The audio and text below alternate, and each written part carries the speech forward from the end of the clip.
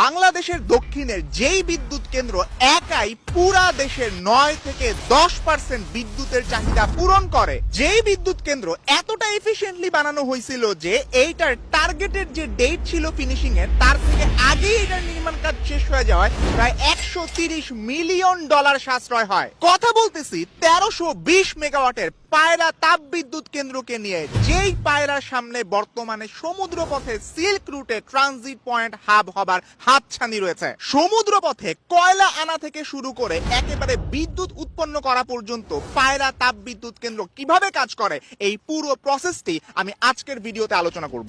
তো চলুন শুরু করা যায়। পায়রা তাপবিদ্যুৎ কেন্দ্রটার বিদ্যুৎ উৎপাদন ক্ষমতা এখন 1320 মেগাওয়াট, আর এটার নির্মাণ কাজ শুরু হয় 2016 সালে পটুয়াখালীর কলাপাড়ায়। পরিচালনার দায়িত্ব বাংলাদেশ চায়না কোম্পানি লিমিটেডের। ভিতরে যখন আমরা ঢুকলাম আমাদেরকে প্রথমেই নিয়ে যাওয়া হইলো কয়লার জেটিতে।